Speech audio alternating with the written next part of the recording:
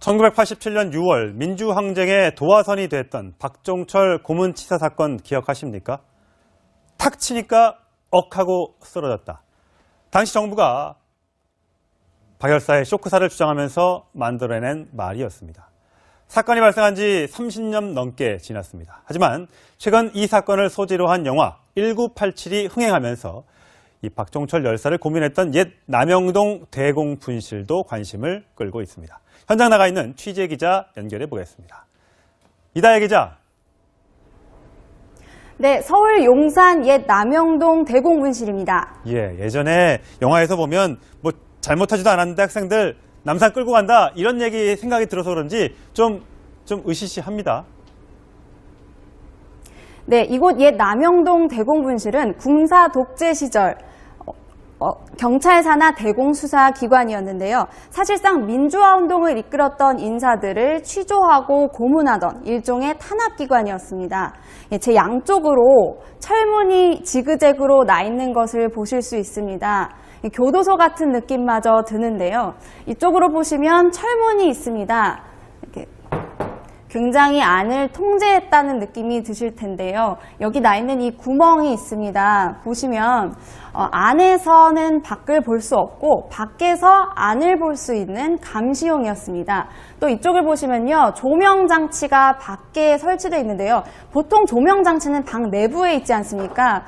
그런데 이 밖에 있다는 것은 안에서 낮인지 밤인지 분간할 수조차 없도록 만들어 놓은 겁니다. 그러니까 영화 속에서 우리가 봐왔던 그런 그 대공분실의 모습 그대로군요. 자, 조사실 안은 어떤 모습일지 궁금한데 내부를 좀 들어가 볼 수 있습니까? 네, 저를 따라와 보시죠. 옆에 보시면은 이곳이 바로 509호실, 바로 박종철 열사가 물고문을 받다가 숨진 곳입니다. 아까 이제 앵커도 말씀하셨지만 탁 치니까 억하고 쓰러졌다. 유명한 말이죠.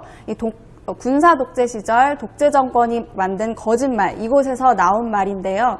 이 안을 보시면 지금은 가림막으로밖에 안을 들여다볼 수는 없습니다. 왼쪽을 보시면 조사를 받던 책상이 있고요. 또 오른쪽에는 침대도 그대로 보존되어 있습니다. 안쪽에 보시면 물고문을 받던 바로 그 욕조가 그대로 보존되어 있는데요. 바로 옆에는 박종철 열사의 사진도 전시되어 있습니다.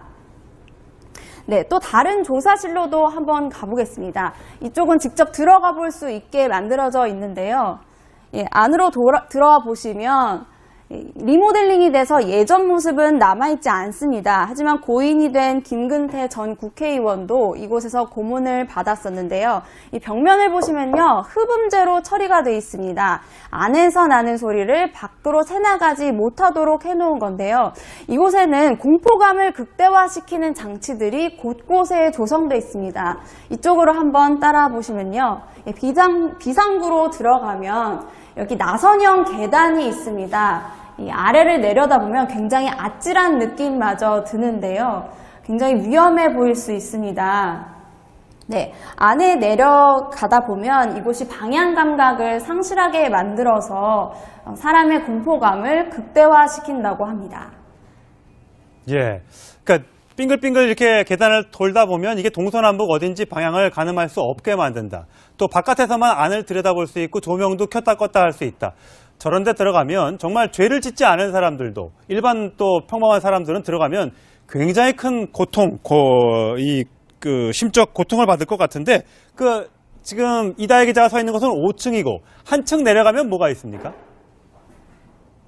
예, 바로 아래층인 4층에는 박종철 열사 기념 전시관이 조성되어 있습니다. 예, 박종철 열사의 유품과 80년대 시대 상황을 알 수 있는 사진, 그리고 신문 등이 전시되어 있는데요. 하지만 하루 평균 관람객 수는 15명 정도밖에 되지 않습니다. 영화도 흥행을 지금 200만 돌파했다고 하던데 관람객이 하루에 15명 너무 적은 거 아닐까요? 네, 경찰은 과거 청산 사업의 일환으로 지난 2005년부터 이곳을 인권센터로 바꿨는데요. 지난해 운영 예산만 4억 원이 넘게 들어갔는데 이곳이 홍보조차 제대로 되지 않아서 예산 낭비라는 지적을 받고 있습니다. 그래서 어제부터 옛 남영동 대공분실을 시민의 품으로 되돌리자는 국민 청원 운동이 시작되는데요. 시민들은 인권의 소중함을 배우는 전시 교육 공간으로 만들어야 한다고 주장하고 있습니다. 오는 14일이 박종철 열사의 31주기인데요. 이곳에서 추모 행사를 개최하면서 분위기를 조성할 예정입니다. 지금까지 옛 남영동 대공분실에서 채널A 뉴스 이다혜입니다. 이곳이 방향 감각을 상실하게 만들어서 사람의 공포감을 극대화시킨다고 합니다. 예. 그러니까 빙글빙글 이렇게 계단을 돌다 보면 이게 동서남북 어딘지 방향을 가늠할 수 없게 만든다. 또 바깥에서만 안을 들여다볼 수 있고 조명도 켰다 껐다 할 수 있다.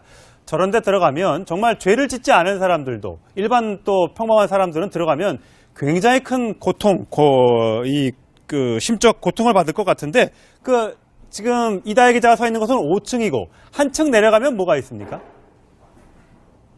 예, 바로 아래층인 4층에는 박종철 열사 기념 전시관이 조성되어 있습니다. 예, 박종철 열사의 유품과 80년대 시대 상황을 알 수 있는 사진, 그리고 신문 등이 전시되어 있는데요. 하지만 하루 평균 관람객 수는 15명 정도밖에 1987년 6월 민주항쟁의 도화선이 됐던 박종철 고문치사 사건 기억하십니까? 탁 치니까 억하고 쓰러졌다. 당시 정부가 박 열사의 쇼크사를 주장하면서 만들어낸 말이었습니다. 사건이 발생한 지 30년 넘게 지났습니다. 하지만 최근 이 사건을 소재로 한 영화 1987이 흥행하면서 이 박종철 열사를 고민했던 옛 남영동 대공분실도 관심을 끌고 있습니다. 현장 나가 있는 취재 기자 연결해 보겠습니다. 이다혜 기자. 네, 서울 용산 옛 남영동 대공분실입니다. 예, 예전에 영화에서 보면 뭐 잘못하지도 않았는데 학생들 남산 끌고 간다 이런 얘기 생각이 들어서 그런지 좀 으시시합니다. 네, 이곳 옛 남영동 대공분실은 영화 속에서 우리가 봐왔던 그런 그 대공분실의 모습 그대로군요. 자, 조사실 안은 어떤 모습일지 궁금한데 내부를 좀 들어가 볼 수 있습니까? 네, 저를 따라와 보시죠. 옆에 보시면은 이곳이 바로 509호실, 바로 박종철 열사가 물고문을 받다가 숨진 곳입니다. 아까 이제 앵커도 말씀하셨지만 탁 치니까 억하고 쓰러졌다. 유명한 말이죠. 군사 독재 시절 독재 정권이 만든 거짓말, 이곳에서 나온 말인데요. 이 안을 보시면 지금은 가림막으로밖에 안을 들여다볼 수는 없습니다.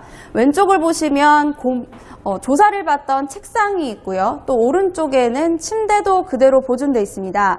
안쪽에 보시면 물고문을 받던 바로 그 욕조가 그대로 보존돼 있는데요.